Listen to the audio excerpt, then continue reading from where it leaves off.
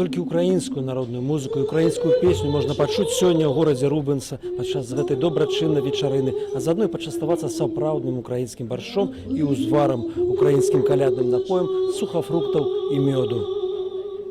А борщ у мясцовых украінцаў атрымаўся смачны, наварысты і прыгожы, сапраўдны украінскі. І гэта нягледзячы на тое, што Надзея Лаўрыненка, яго аўтарка, нарадзілася ў Бельгіі больш за 50 гадоў таму і ў краіне продкаў бывала ўсяго некалькі разоў.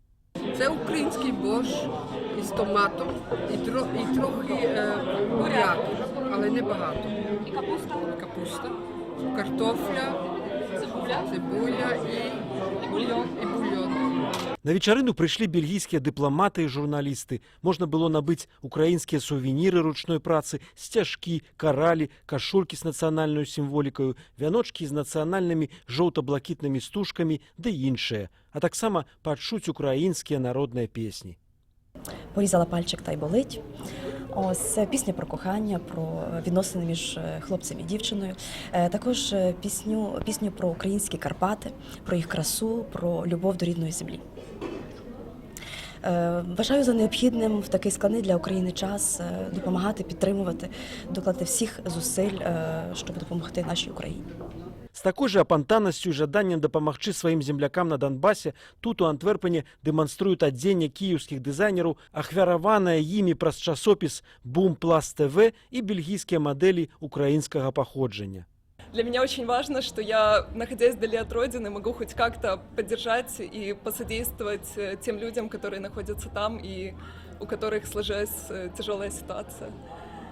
Дэманстраваліся бельгійцам і здымкі з сённяшняга Донбасу ды гістарычныя фільмы, з тым, каб дапамагчы ім лепей зразумець ды на ўзроўні сэрца і душы адчуць той боль, які пануе цяпер ва ўсходняй Украіне, каб яны змаглі не только сегодня почувствовать эту боль, но и, возможно, недели после этого вечера они также будут вспоминать и продолжать поддерживать Украину и украинских детей. Цягам некалькіх гадзінаў актывістам арганізацыі Promote Ukraine удалося сабраць грошай больш як на 1000 падарункаў, а таксама цацкі і адзенне.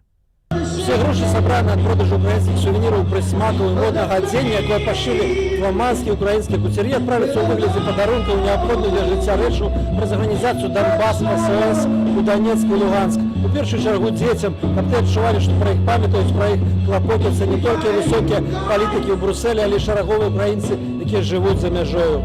Василь Белсад, Антверпен, Бельгія.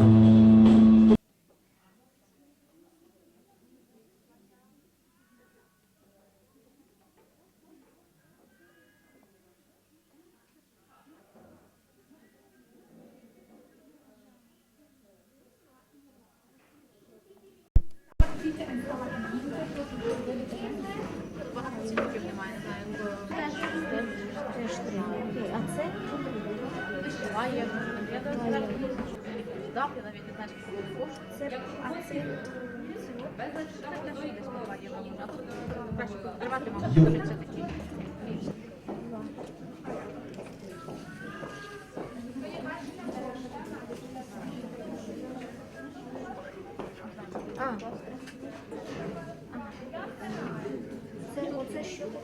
Це впала його і а це якщо будуть продаватися ці пластинки, то можна класти світло на залишитися тільки тут. Може більше.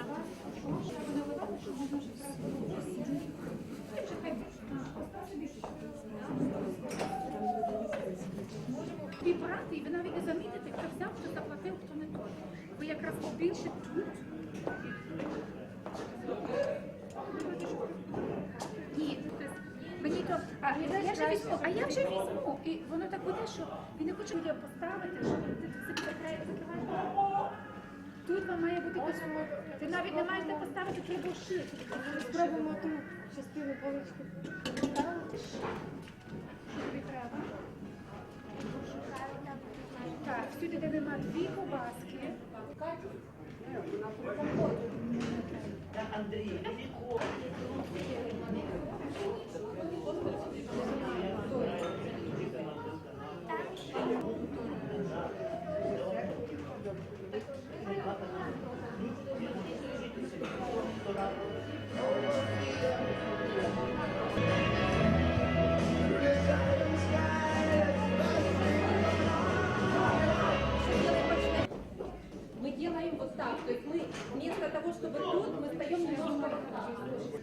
Так от вона, це та сама музика.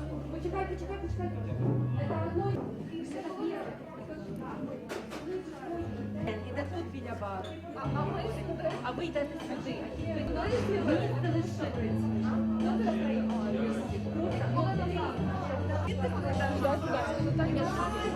Добре, зараз я прошу.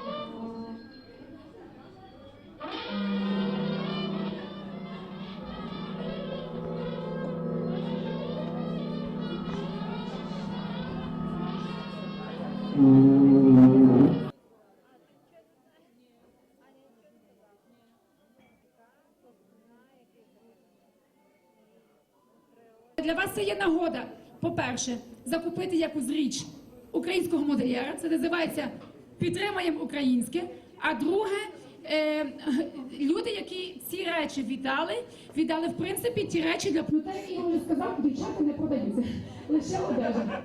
Я ще скажу нідерландською мовою, allemaal een aantal leuke dingen kunnen zien. Dat zijn eigenlijk allemaal spullen, kleren van Oekraïense ontwerpers. Dus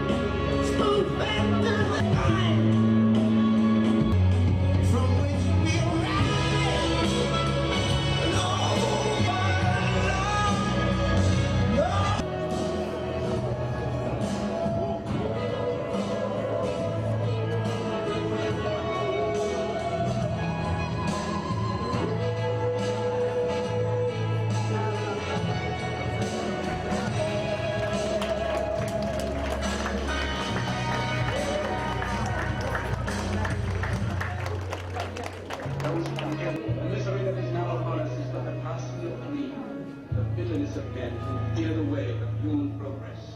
The hate of men will pass, and dictators die. And the power they took from the people will return to the people. And so long as men die, liberty will never... Bied een prijs en je kunt het hebben. Dat was het.